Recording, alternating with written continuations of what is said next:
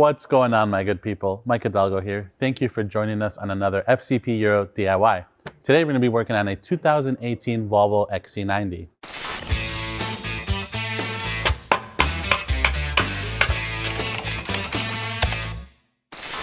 This DIY is going to be applicable to your Volvos equipped with both the T5 and T6 variants of the 2-liter 4-cylinder. In front of us, we have a liquid moly kit, which is available on fcpo.com. This kit consists of 6 liters of 0W20, along with a new Hanks filter, a drain plug crush washer, and all the needed O-rings to do this DIY. We recommend you do this service every 5,000 miles, and with our lifetime replacement guarantee in play, it makes it a little bit easier to stay on top of that interval. And for those of you looking to do a more comprehensive service, we have a 40,000 mile service kit available on fcpo.com, which has all the fluids and filters necessary to service your XC90 every 40,000 miles. You can do it once you hit 80, 120, so on and so on. Now, before we get into this DIY, let's take a look at some of the tools we're going to need for this job. For this job, you're going to need a 17mm socket or a wrench. We have a T30 and a 6mm hex that we're going to be using in conjunction with a 3/8 drive ratchet and a torque wrench. We also have CTA 2488. This is going to be helpful for removing our oil filter housing cap. A small pick or flathead screwdriver will be needed for the O-rings. Now we have our CTA no spill funnel along with the adapter for these Volvo engines, which are going to come in really handy. However, a regular funnel will work as well. Milwaukee makes quick work of the hardware that holds our splash shield underneath the car, and never hurts to have some brake clean. Not pictured here, but definitely needed for any fluid job / oil change you're ever going to do, is a catch pan. Now with that, let's go ahead and get started on this DIY. All right, my good people, we are under the hood of the XC90. Today we're going to be working on the lift. However, this is a super friendly driveway or garage floor job. To get started, I recommend that you remove the oil fill cap first. That's to break the vacuum seal so that when you drain the oil, it drains out a little bit easier. It also helps to drive the car a bit before doing this DIY. Just keep in mind that the oil is going to be hot, so you want to be mindful not to burn yourself. Give it just a few minutes to cool down if you'd like before you get into it. So with that, we'll set this cap to the side. And now let's hop under the XC90 and get to draining some oil. All right, my good people, under the XC90, the first thing we're going to do is remove our splash shield. It's held in by 10 T30s and 2 plastic like expanding rivets. The plastic rivets kind of just pinch into themselves and pulled out. It's just a rectangle. You just pinch them and they come apart. We'll do one in the front, one in the back. And then I'm just going to use impact to zap out the 10 T30s. You use a small 1/4-inch ratchet for this.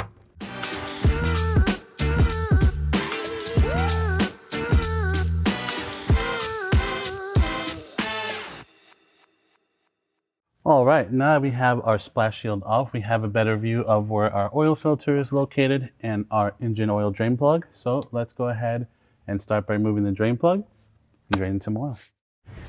All right, my good people, we have a 17mm drain plug here. You can use a wrench or a socket on a ratchet, which is what we're going to use today. We're just going to break it free. Then we're going to position our catch pan underneath. Be mindful that since it's coming out at the side, it's going to come out as a stream and then slowly dwindle down. So make sure you account for that. You also want to make sure that your old crush washer comes off. We're going to give it a few minutes to drain out and then we'll come back to it. All right, my good people, while that is still draining, we're going to work on removing the oil filter. Volvo was kind enough to add a small drain plug to the oil filter housing cap to allow some of that oil in here to come out instead of covering your hands. Personally, I think we're still going to take a little bath in oil, but it doesn't hurt to try to use the drain plug. 6mm hex should fit in there nicely. We'll go ahead and remove this first. We have our catch pan situated, ready to rock underneath the housing here. All right, my good people, we have a small O-ring on the oil filter housing cap drain plug you're going to want to replace should you be using this. It comes included with the Hanks oil filter. Go ahead and pop that old one off with a small pick. And then we have our new one that we can just go ahead and feed over. There is a small channel on this drain plug where the O-ring sits. So don't do that, otherwise that'll never seal and that will just leak. Make sure you use, or you can use a small pick or your fingers and just get the O-ring to seat over. And with that, we can go ahead and just feed it back into our cap. It's going to self-lubricate with the oil that's in the cap. And we're simply going to snug it up very gently. Again, using our 6mm hex. You're going to feel it bottom out. And then about a quarter turn or so is all you need once it's bottomed out. Now with that, we can take our oil filter housing removal wrench. Work on removing the filter.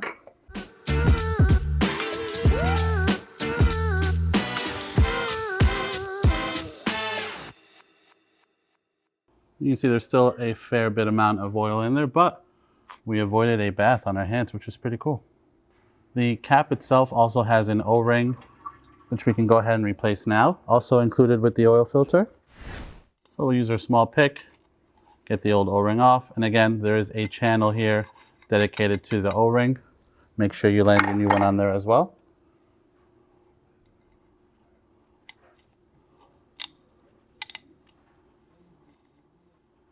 And you can go ahead and just wipe the inside of this clean.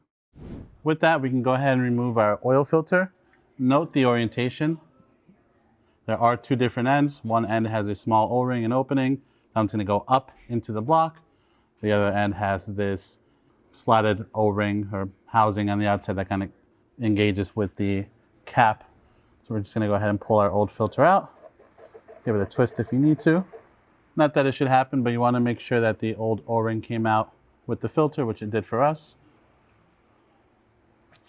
And then we're just going to go ahead and spritz a little bit of brake clean in there. You can just wipe it down first. Get the majority of the oil, old oil out from in here. You know, eradicating any remnants of the old oil. This is a bit overkill to some degree, but it is a nice newer car, so it helps to keep it nice from the beginning.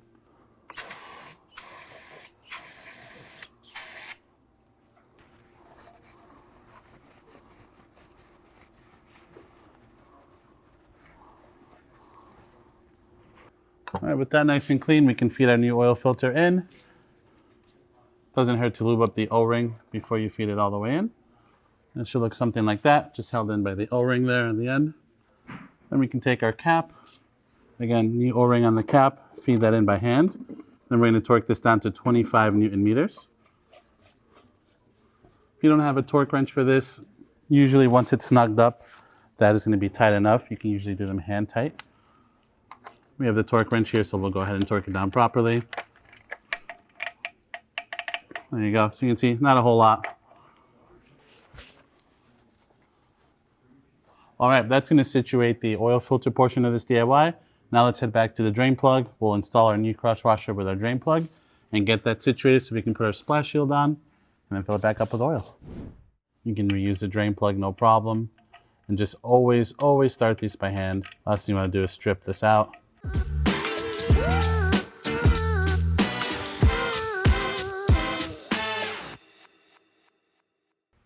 Then we can just go ahead and finish threading in our plug by hand. And then we're going to torque this down to 38 Newton meters.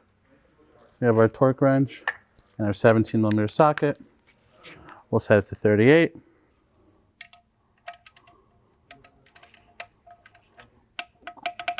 So you can see, not a whole lot. Didn't take much more after we snugged it up by hand.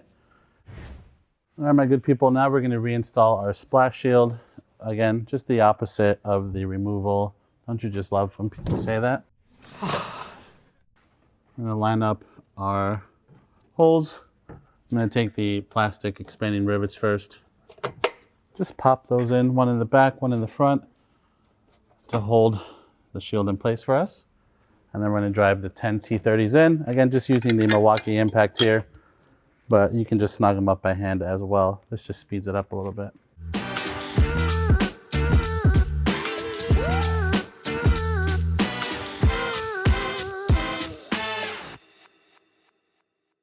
All right, my good people, with the underneath all buttoned up, let's head back up top and we'll work on filling this bad girl with some oil.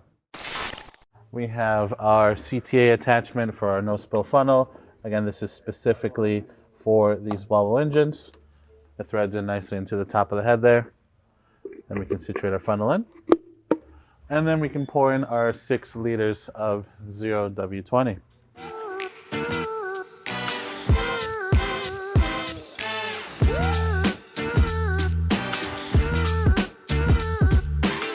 Don't forget that your 5-liter liquid moly bottles also have a sticker where you can put in your mileage interval, stick it on the corner of your windshield so you can keep track of the next time you need to do your oil change.